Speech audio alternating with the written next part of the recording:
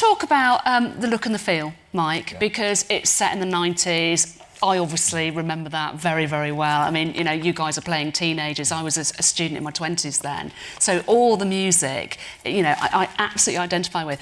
Just explain to me how you created and the process that you go through to make sure it's bang on.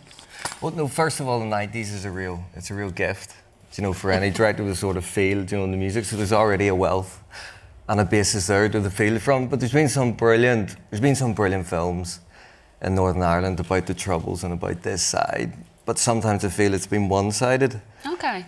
And we wanted to sort of be really positive and warm and fresh. Do you know what I mean? With the sort of the visuals of the show, and there's a real energy, you know, in Lisa's writing, and it's about reflecting that, you know, through the visuals. So that's sort of the starting off point. And I think for me, when I do anything, I always try and find one image that sums up the show. And there's this amazing image, I wish I had it, where it was 4 schoolgirls coming home from school and walking past, you know, a checkpoint, not a care in the world, with just wearing massive amounts of pops of red and colour, just sort of indifferent because it's so normal, you know, to the background, and that's what I wanted to put, do the full way through the show. I didn't want it to be in your face. I think that's what's brilliant. The balance is really good. The army are there, but it's not the focus, and it just comes in, you know, at the right point. You do definitely feel that carefree sense, don't you, when you watch the series, that these terrible things are happening, but at the same time, these normal, hilarious teenage lives are also going on, you know, parallel to it. Did you, please tell me you loved wearing the clothes? I was like, I'd be keeping that. I got the best outfit. We were always really jealous of what Jamie Lee got. If someone else got a scrunchie one day, we were like, why does Louisa have a scrunchie? I wanted a scrunchie. I didn't like wearing the ski pants, I will admit. Every time I walked into the trailer, I was like, oh my God. Claire and I don't share the same style, so they got worse, didn't they? They got stretchier. They got stretchier. The knees got baggier. They were just. Can we have that line again about the ski pants? That made me laugh out. I loved that. We really struggled to film that as well. I think you were getting a bit like, right, guys, come on, because every time I went to say it, the camera was behind her, and she kept going. And I was like, you can't keep making that face because I can't do this line. Do you remember? Also, the lamp exploded that day. Oh, that's right. And Jamie Lee and I were like, no, we ran out of the room. With the fire. And the curtains really were on fire, and we were terrified. And we were like, we're not going back in there. We did eventually. That's cool, but I put it out though. So. Put it out the second time, not the first time. But do you know the line I'm talking about, everybody, about the ski pants? Upon them over your hole. Yeah. Those ski pants are a crime, but you still put them up. What did you say? You can't. What was it? You can't. It's wrong. It's wrong. Oh, aye. And I said, so are those ski pants, Claire, but it didn't stop you pulling them over your hole this morning. Love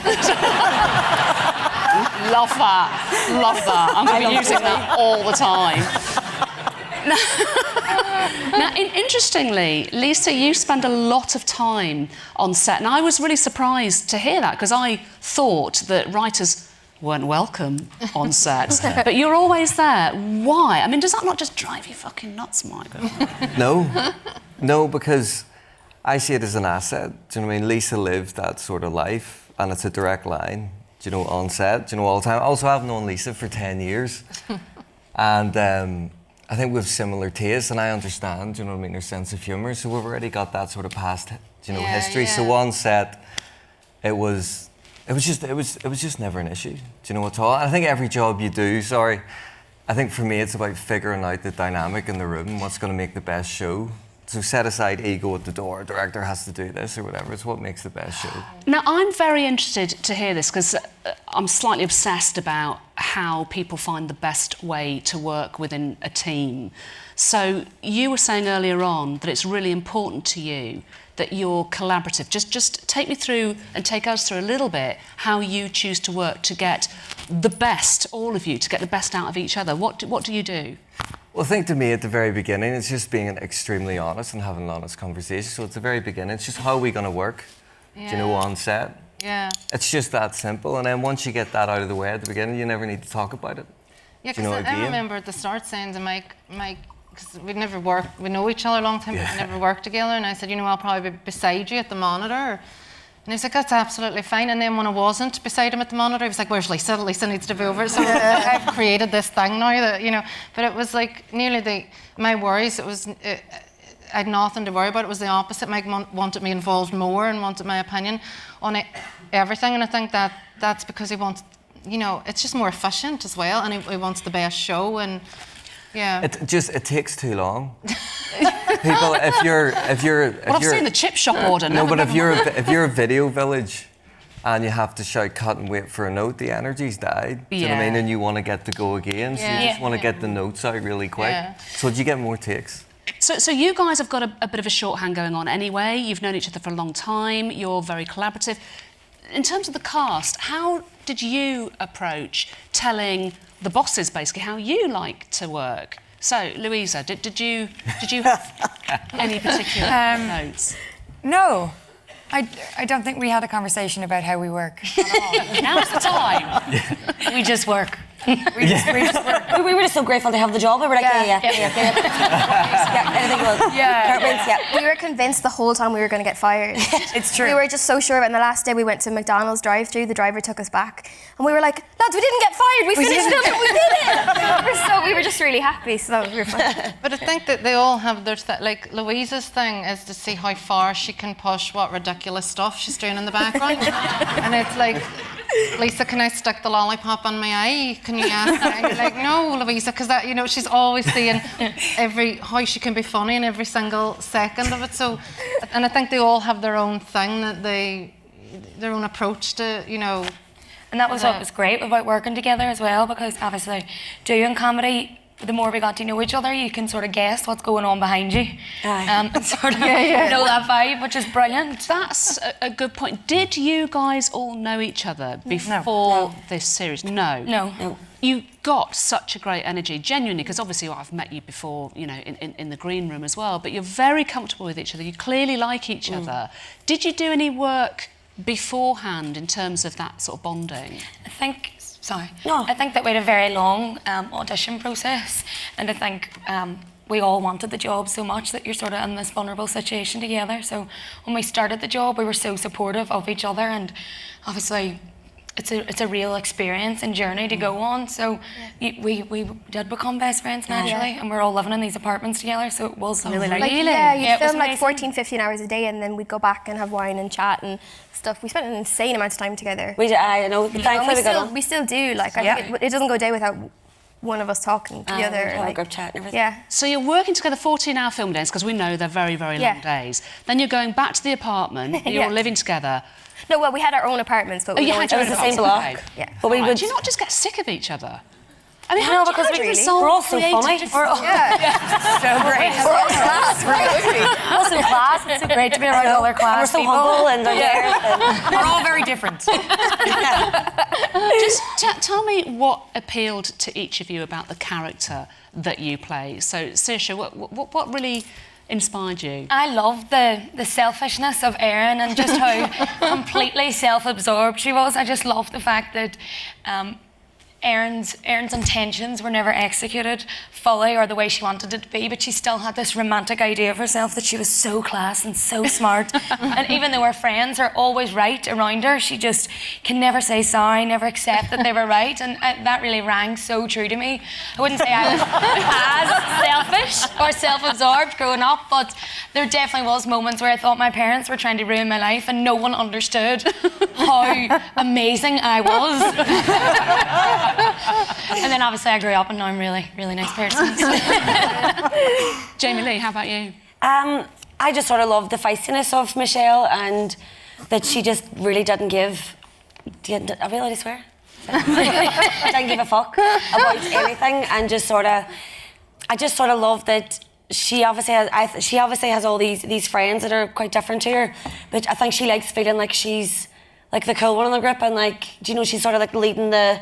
She's higher in the standard of the group, but she's just like the best of a bad bunch. She's not like to the rest of the school. She's a bit crap, but in this circle of friends, she's like, I am the shit. Do you know what I mean? So she has to stick with everybody, because if she steps out, it's like, oh, I'm shit, back in. Yeah. Do you know what I mean? And I just love that about her. But she is a feisty character, and you're actually a feisty girl as well. I get the impression that you're very, very. Where do you get that? Straight. What are you on about? Just straight talking. So there's a lot of you in this character. There is definitely. I think that's great with whenever you can get a character that you can relate to, because it just sort of makes the process a wee bit easier, and obviously then with the writing you take it like 10 steps higher than what you would ever do, so you're like, yes, Yeah. You can just sort of go for it. And it makes it a bit easier if there are similarities. There's not loads. People were like, "You're exactly like Michelle." I'm like, "I'm not.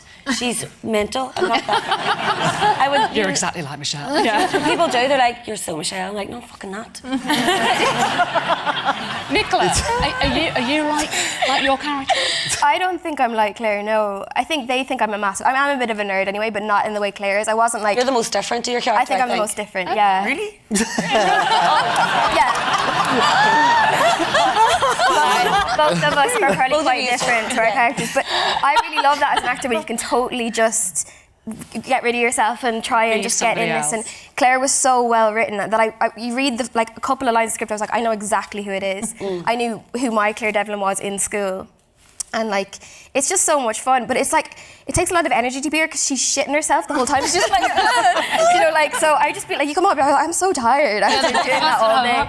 I think that's interesting to hear. I think we often forget with performers just how exhausting. Oh my God. It is. And especially if you're playing somebody so far away from who you naturally are. And as you say, you're so sort of tense all the time. It's really fun though, because I was living with these girls. I told the girls this story last night. I was living with these girls in Peckham and they had friends over and we were chatting for a few hours. And then one of the girls hadn't seen Derry Girls. So I was like, oh, I'll show you a clip on YouTube. And her friend leaned over and went, I love this show. And I went, oh, thanks so much. And he was like, and then she went, no, she's in it. And he was like, what bit were you in? I was like, oh, really? All the episodes? And then he just looked at me and went, oh shit, you are! I was like, yeah! I've been talking to this guy for hours and he had no idea. So that's quite fun, actually. I like that. Well, we'll come back to this later because we were talking about the fact you're very, very famous now and, do people recognise you? However, so Louisa, how close are you to your... Probably closer than I would like to admit, but I enjoyed the freedom of playing Orla massively. That's definitely my favourite part about it. And I just got to eat really class sweets all the time. Oh, you did. So, you had the best sweets. We were always so jealous. We're like, go on, Push Pops and... Wham bars. Wham bars. We were so jealous. We're like, give us a wham bar. She was like, no. She's really well behaved, you see. And we were all just like, please. And she would never give us this. I'm well behaved. She's very well But after the 15th wham bar, it gets a bit old, but not that old. And then, of course, we've got the wee English fella. Yeah, I'm probably the most like my character. Yeah.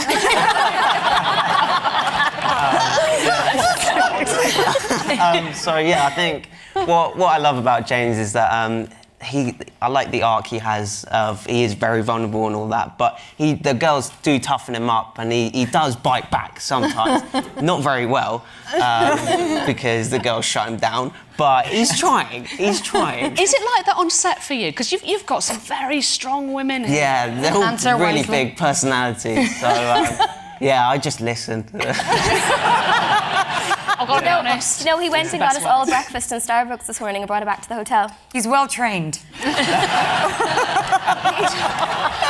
didn't like make him do it. No. You need to support him. He did it so well. Look how happy he is. The slave labour. We're good to him. Nicola was doing all his washing when we were filming, so... Yeah, it goes both ways. We take care of him. We do look after him quite a lot. Yeah. He looks after I us. feel less sorry for you now. Yeah.